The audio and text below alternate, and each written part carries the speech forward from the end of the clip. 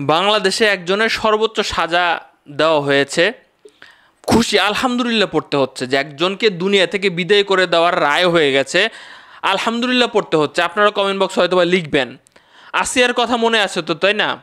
তার বোনের বাসাতে বেড়াতে গিয়েছিল এবং সেখানে পুরো ঘটনাতে তিন চারজনের নাম আসছে, যে তার বোনের শ্বশুর, তারপরে হচ্ছে বোন জামাই, তারপর হচ্ছে তার শাশুড়ি, এরকম আরও কয়েকজনের নাম আসছে। দর্শক শ্রোতা, আপনারা দেখেছেন আজকের রায় হওয়ার কথা ছিল, রায় অলরেডি হয়ে গেছে।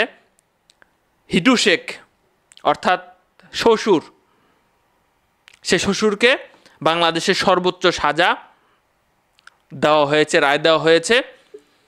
বুঝতে পারতেছেন সকল কিছু খুলে বলা যায় না, না ফেরার দেশে তাকে পাঠায়া দেওয়া হোক, খুব দ্রুত কার্যকর করা হোক। এখন রাষ্ট্রপতির কাছে ক্ষমা চাওয়ার ব্যাপার আছে, হয়তোবা বিভিন্ন প্রোটোকল আছে। মানে এটা বাংলাদেশের রেকর্ড যে ভাই মাত্র 2 মাস 11 দিন, তদন্ত হইতে একটু সময় লাগছে, হয়তো বা 1 মাসের মতো লাগার কথা, মাত্র 11 দিন।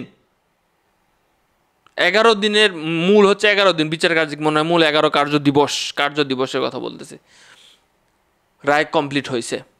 এবং সে নিজে স্বীকার করছে, আর স্বীকার না করে উপায় নাই ভাই, বিভিন্ন রিপোর্টে প্রমাণিত হয়ে গেছে। বাংলাদেশে এমন ঘটনা যাতে আর না ঘটে, সেই সব মানুষের জন্য ভিডিওটি আজকে শেয়ার করুন, যাদের মনের ভিতরে এইসব কামনা জন্ম নেয়।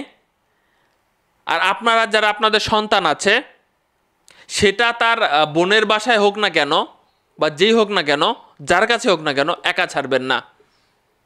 সেখানে তার বোনের বাসায় যাওয়ার পরে সেখানে তার থাকার ব্যবস্থা আছে কি না, সে কিভাবে থাকবে না থাকবে, এবং তার আশেপাশের মানুষগুলো কেমন, মানে আশেপাশের মানুষগুলোকেও বিশ্বাস করার মতো অবস্থা নাই বর্তমানে বাপ মা ছাড়া।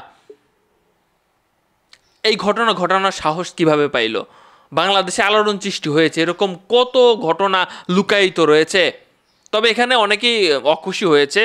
শুধুমাত্র একজনের সাজা দেওয়া হয়েছে, হিটু শেখ, এবং বাকি 3 জনকে খালাস দেওয়া হয়েছে, একদম খালাস। তারা এই ঘটনার সাথে জড়িত না। আমরা দেখেছি বিভিন্ন সময় তারা লুকানোর চেষ্টা করেছে বিষয়গুলা, কিন্তু শেষ পর্যন্ত এটার জন্য একটা সাজা হওয়া দরকার ছিল, কিন্তু তাদেরকে সাজা দেওয়া হয় নাই। এখন কার্যকর কত তাড়াতাড়ি হবে এটা দেখার ইচ্ছা আমাদের। কি বলেন দর্শক শ্রোতা? আপনাদের মতামত কমেন্ট বক্সে লিখবেন এবং আপনার সন্তানদের দেখে শুনে রাখবেন। আশেপাশের পরিবেশ পরিস্থিতি ভালো নয়, প্রতিনিয়ত ঘটনা ঘটছে, আর বিচারিক প্রক্রিয়া এটা ঘুরতে ঘুরতে ঘুরতে মিন্নি এখনও রয়েই গেছে। কিন্তু উদাহরণ